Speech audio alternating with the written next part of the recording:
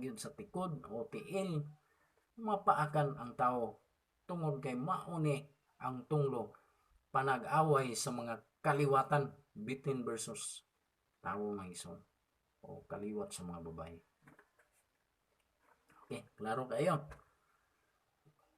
Sa versikulo 16, unsa boy silot sa babae dito?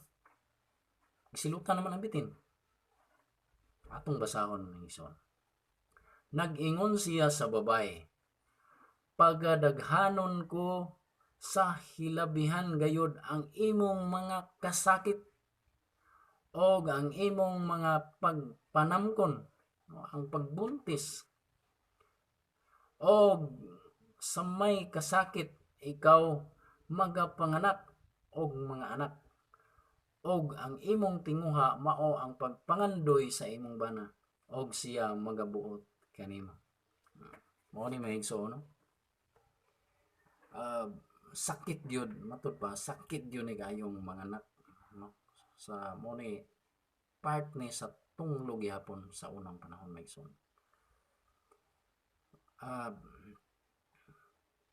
Magbati ang babae, reglahon, sakit gyud na mahigsoon. Part day na siya didtong napita. Kunya high-tech naman sa drone. So, inig panganak wala na daw sakit. Kaya nga naman gihiwa na ang tiyan. Giinestisyahan, so wa gyud makabati og sakit mahigsoon. Pero asa man ang sakit? Sa bulsa mahigsoon. Kay kung wa tay kwarta, kinaluuyan kayo ta. Mahal kayo ang CS karong panahon na. So mao na ang mga higala. So mao na mahigsoon nga sakit kayo sa bulsa sad, no? CS. So mao ni nga ang kasulatan mahigsoon hangtod karon nagapadayon din siya. Og atong ipadayon sa bersikulo 17. Unsa po'y silot ngadto sa lalaki mahigsoon. Og akong magabasahon diri nagaingon. Og miingon siya kang Adam, tungod kay gipatalinghugan mo ang tingog sa imong asawa, og nagkaon ka sa kahoy nga gisugo ko kanimo nga pag-ingon, dili ka magkaon niini, tinunglo ang yuta tungod kanimo. Pinaagi sa kahago magakaon ka gikan niini sa tanang mga adlaw sa imong kinabuhi mga igsoon. So mo din na nga usahay maglisod sa da bisa unsaon na to tanom mga igsoon no. Kasuway mangid santa og kuan na tanom-tanom maning kabukiran. Sa paningkamot nito mga igsoon, abunuhan, atimanon na itong tarong, kuan pa sana bungayan pa nato, sa unsaon na itong habok mga igsoon, gamay ra gyud ang maani mga igsoon, tungod kay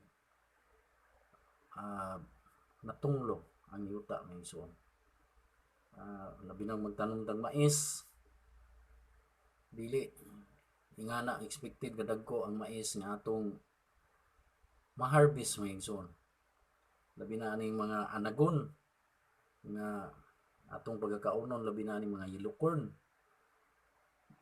Tag-as mo gayo na dagko mga igsoon. Pero diri sa among gitanom, bihira ra gyud mo abot ang napita. Bisan gani katunga, gamay ra gyud.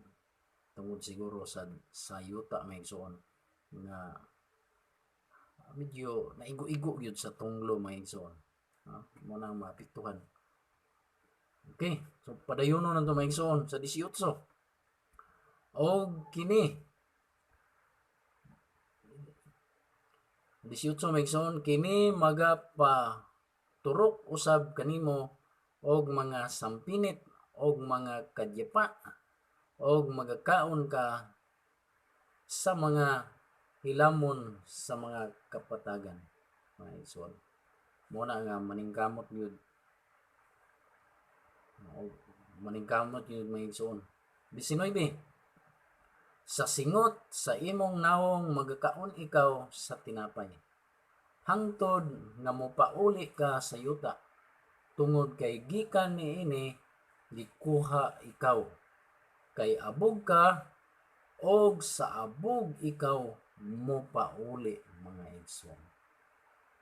Pagka magkalilisan mga igsoon. So, dinhi nikunik ang istorya nga pagdili ngadto sa amahan mga igsoon. Sa bersikulo 17 mga igsoon sa kapitulo 2 atong isgutan dito nga dili ka magkaon niini mga igsoon. Giingnan ang tao nga kun mo kaon ka niini ikaw mamatay.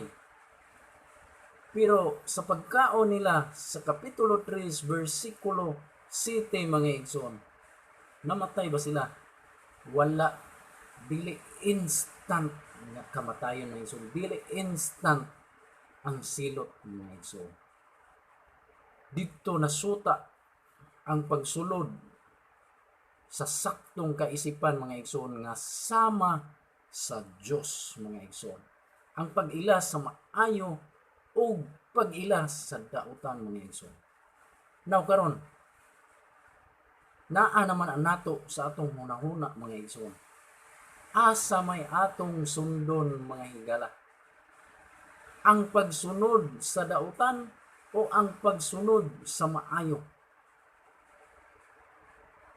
Mag-isip-isip ta mga igsoon.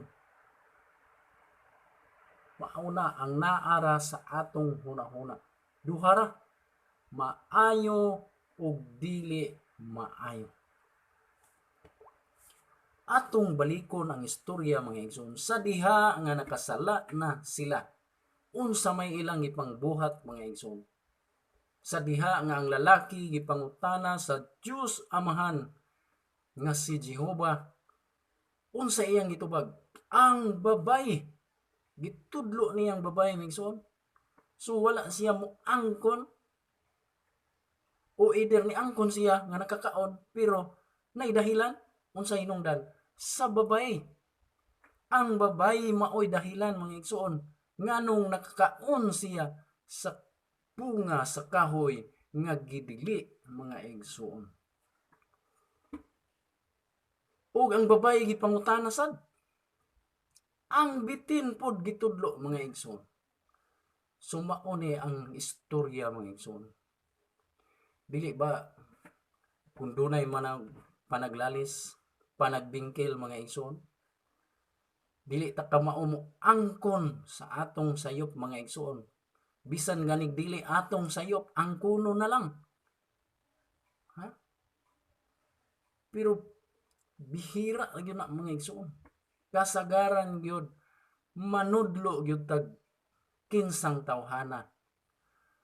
Ato yung nganlan kinsang tawhana nga mao'y hinungdan mga igsoon. Asa man day na namana, didto di ay na namana gihapon mga igsoon. Sa panahon nga nangutana ang Dios Amahan mga igsoon. Pagka makalilisan. So aning dapita mga igsoon, dako kaayo kita og makutlo o magkuha sa atong kinabuhi mga igsoon. Sa panahon sa nato karon mga panahon na mga igsoon, manghinaota nga kita sa kanunay magmaampingon mga igsoon. Atong batunan ang mga maayo nga mga panghuna-huna mga igsoon. Di ta magsigig huna-huna o dili maayo mga igsoon. Kanang makadaot sa atong isig katawo, dili na maayo na bilong na sa pikas nga huna-huna mga igsoon.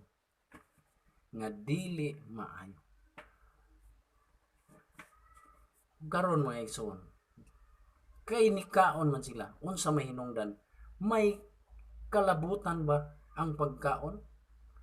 Dako kaayo og kalabutan ang pagkaon mga igsoon. Kay kun wa padi ay mangaon sila dili sila mamatay. Pero karon ang pangutana mga igsoon, natinuod ba nga namatay silang Adan ug iiba mga igsoon, ang lalaki ug ang babaye didto sa tanaman sa Eden? Dugay ra, no? Kinadugayan ra hangtod karon. Wala na ta makakita gani nila. So natuman ba ang giingon sa Dios Amahan nga kun mukaon ka ni